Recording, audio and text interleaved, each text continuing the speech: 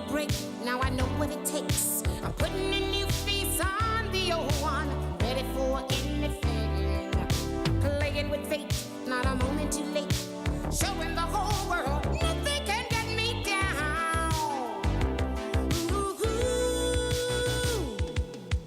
give me a break, yeah, yeah. Give me a break, 'cause I sure need one. Give me a break, yeah. I finally know where I belong. Give me a break, yeah. Give me a break, 'cause I sure need one. Give me a break, yeah. I finally know where I belong. Give me a break.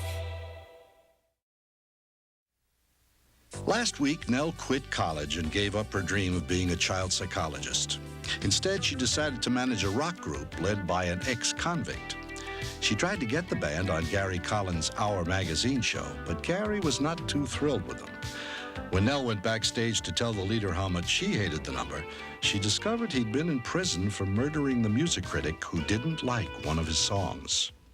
See, I thought you were gonna kill me when I said I hated your song. You hate my song? Who said that? You didn't know.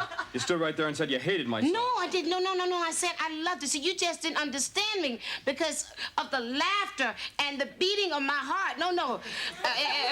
Everywhere you go, your eyes, ooh, I love that song. Huh? Did Gary love it? Oh, yeah, he loved it so much he wants to hear another one. I haven't got another one now.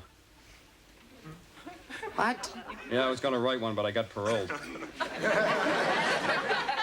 Well, can't you fake one? Fake one? I can't even play that one. Oh, well, I guess I better go tell Gary that you can't. No. Just, what? Why can't we just do the first one again? You said Gary loved it. I did say that, didn't I? Yeah. Yes. Well, actually, he would like to hear something just a little different, a little more upbeat, a little faster. I don't sing fast, Nell. I depend on a slow, sexy delivery. I'm the Johnny Mathis type. I'm as helpless as a kitten. Boy, I better go tell Gary that you can't do this. Okay? No. What? I got an idea. What? Why don't you sing the song, Nell? You said you used to be in show business. Oh, no. Yeah. You can See- sing it as fast as you want. What do I care? I can't play. No, look. I don't sing anymore. Don't you want us to have a second chance? Me. Well, I think they liked us, don't you? Yeah, I think you did a great job. Oh, girls, thank heaven you're here. You gotta help me. See, if I don't go on stage and make Second Chance look good, I might lose my life. You want us to sing at your funeral? I know all the words to Rock of Ages. No, I'm too young to die. You? Oh, shut up. Look, I want you to be my backup singers, okay? All you have to do is just sing in my key. What's the key? Just do what I do. Okay, so. Now do it together. Wow, that's terrific. I think you just saved the life of somebody I really love. Me.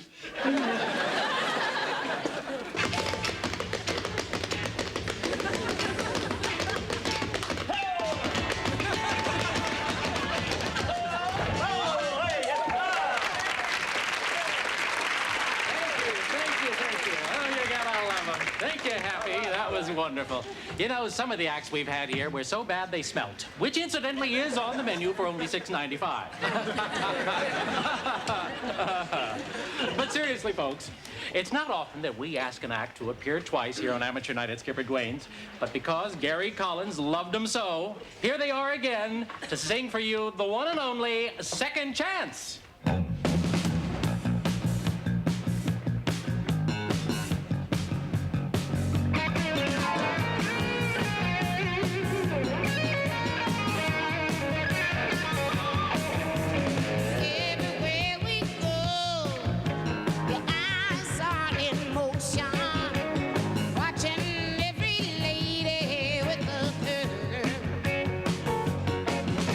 You think you're so smooth?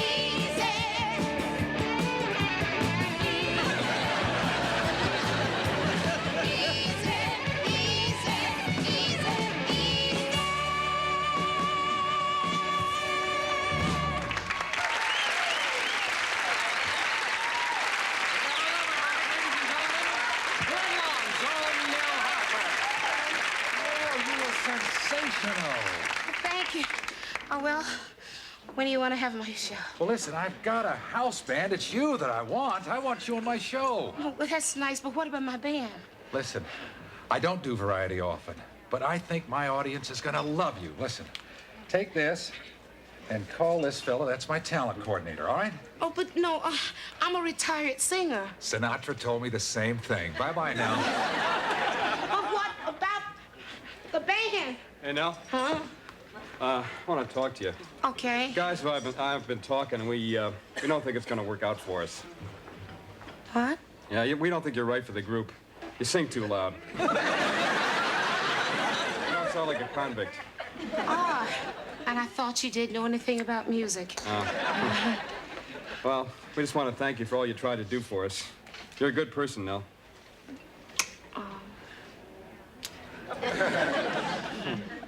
As a matter of fact, I'm going to tell Bubba to look you up when he gets out.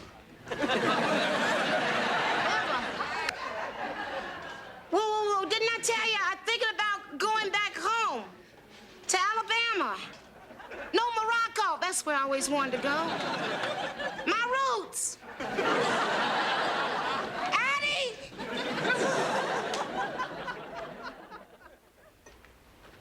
What about the ladies' table?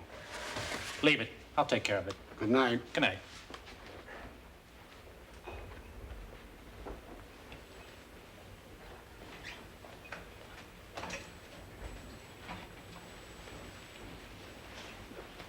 Nell?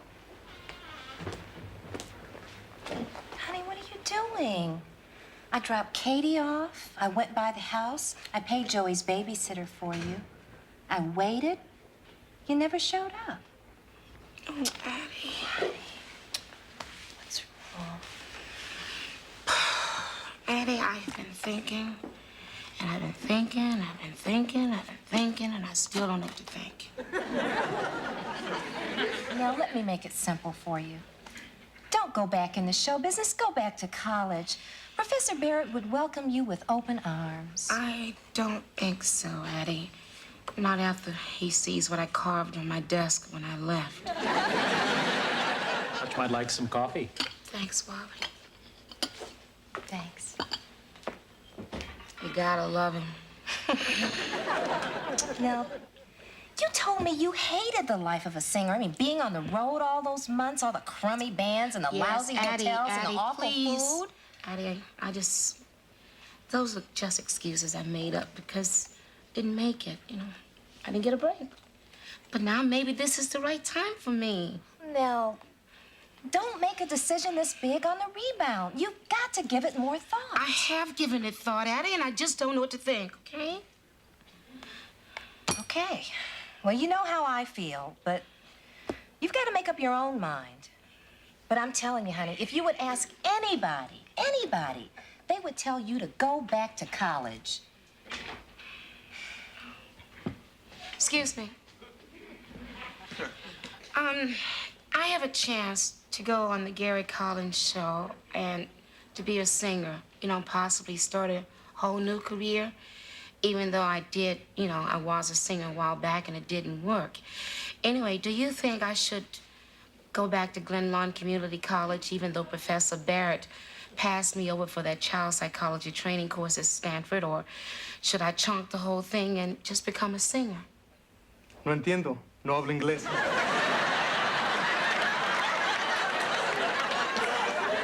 Thank you.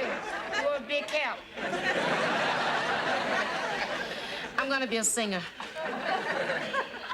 I really don't believe you, Nell Harper. No more Nell Harper. From now on, it's just one word. Nell. Just like Madonna.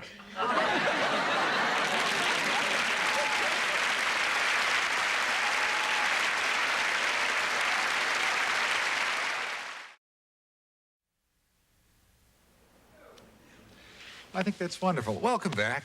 I'm still talking with a very talented Nell Harper, who's going to sing for us in just a few minutes. But before that, I'd like to introduce a very, very interesting couple. Now, they're both anthropologists. They've been married to each other for 15 years.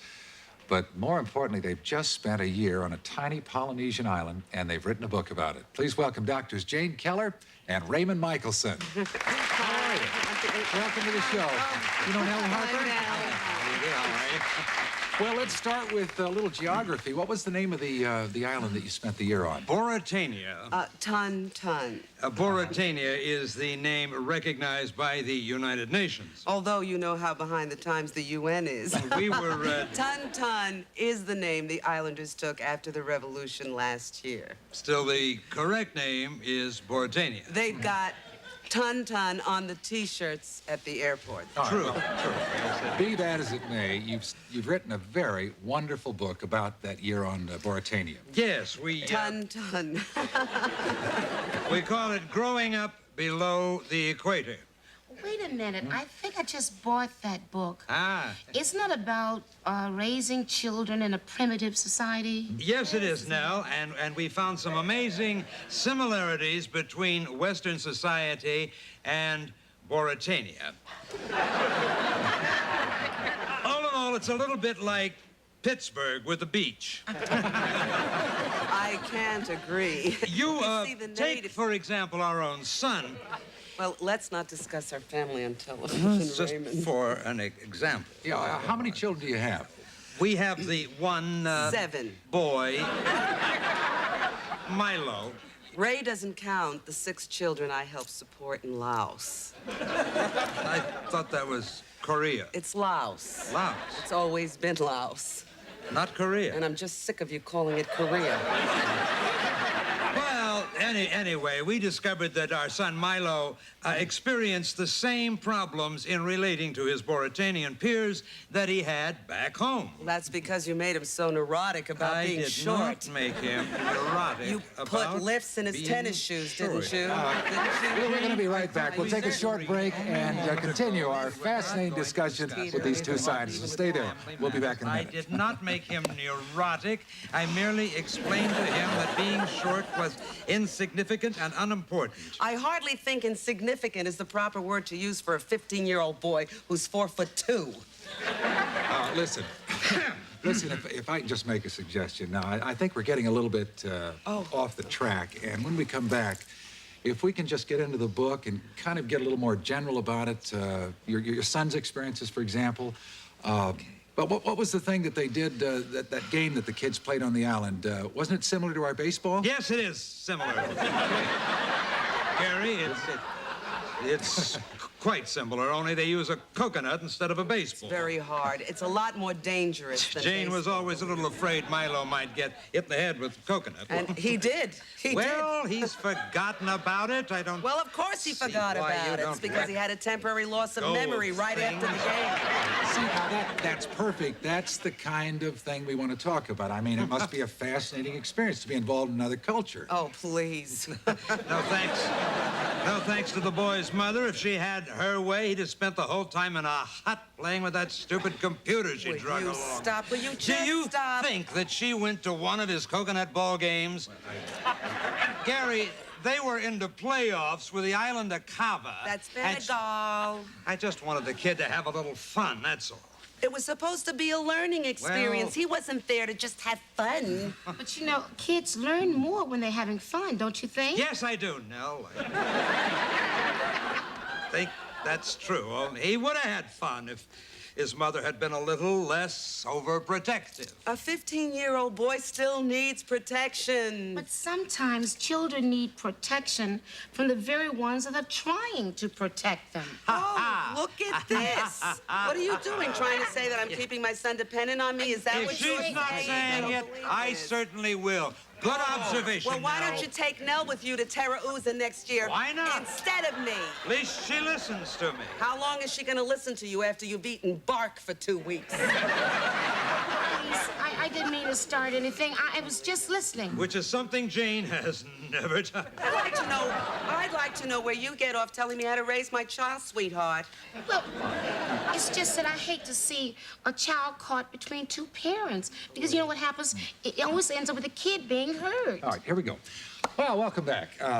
We've just been having a wonderful, if not lively, discussion about growing up on this Polynesian island, and I must say I was so impressed, Nell, with your knowledge about children and relationships and so forth. Now, I mean, this is in no way denigrating a singer, but you're a wonderful singer.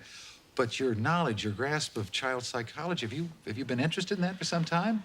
Well, yes, but, well, up until recently, my major was child psychology at Glen No kidding. College, yes. Glenlawn? Oh, Yes, yeah. With Professor Barrett. Oh, yeah, you know what? Hey, yeah. Barrett is a very old friend of ours. Old. The man is old, okay? As a matter of fact, he's watching the show right now. Lionel, this girl is terrific. Oh, she is? Well, put this in your banana leaf and smoke it, Raymond. You're a third-rate anthropologist. That again. You're an incompetent father, yes. and you're a lousy camper. This mere girl knows more about children than you and your 12 Koreans will ever from Laos, know. from Laos. No, really, I'm really not that good. Because if I were, Professor Barrett wouldn't have passed me over when he chose the students for the child psychology program at Stanford. He passed you over? Yes, he did. Oh, Lionel, what is the matter with you? Are you drifting again? This young woman is exactly the sort we need in the field. Don't give it a second thought, Nell. You go back, get your degree, give me a call. I can get you into 50 training programs. You can do that? Absolutely. Really? Yeah, sure, just like you did with that Linda Fleming. Jane. And Sarah Mindlin. Please. And little Tina Morgan. Jane? I hope you like Brahms. Those were just students of mine. Did you hear that, Professor Barrett? Now, wait a minute, Nell. Does this mean that you're going to go back to college and give up that shot with a singing career? Yes. And just wait till he sees what I carve on my desk next year. Well, aren't you going to sing for us? Well, I didn't say I wouldn't sing. I mean, although I am going back to school, but I wouldn't miss a chance to sing in your show for all the tea and tauntaun.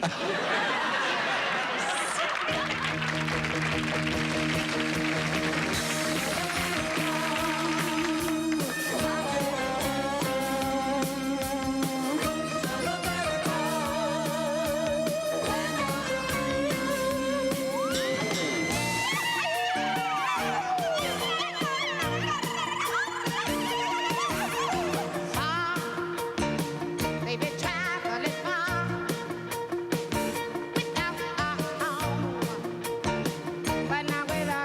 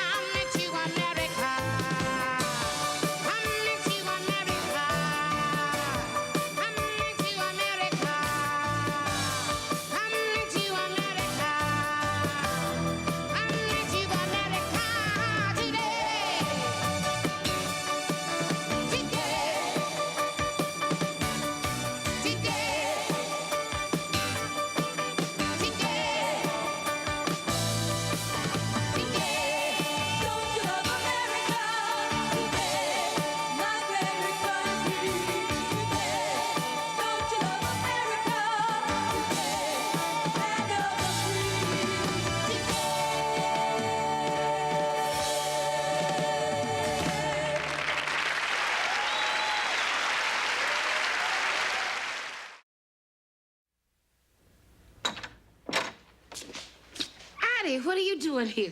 I couldn't wait. Julie let me in. I just had to hear about your first day back in Professor Barrett's class. No, it's okay. He's thrilled I'm back. That's wonderful. Then he didn't see you on TV. Yeah. In fact, he thought I was brilliant. I don't understand. He must have heard you say you carved something about him on his desk. Yep. And he was real impressed that I used the old English spelling. Jerke. He saw that and it still went all right? Mm-hmm. And he also wrote something he told me he wanted to look at and tell him what I thought. Now that's fantastic. I mean, I knew you had the talent to be a child psychologist, but your first day back, Professor Barrett writes a paper and he wants you to look at it? Oh, He yeah? must be overwhelmed. I mean, tell me, exactly what did he say? Well, he said, "Have I got a song for you?" Professor Barrett, who teaches psychology, writes songs? Yep. Listen. Sick Little Boy. Words and music by L.B. Barrett. Eric is a happy boy whose life seems so melodic. But underneath the surface, he's really most neurotic. He suffers from paranoia and also from schizophrenia. Eric, Eric, Eric, your problems are so many. That is the worst song ever written. I mean, what are you gonna do? I'm gonna do what's right, Addie. I'm gonna tell him his song is brilliant. Eric is a happy boy whose life seems most melodic.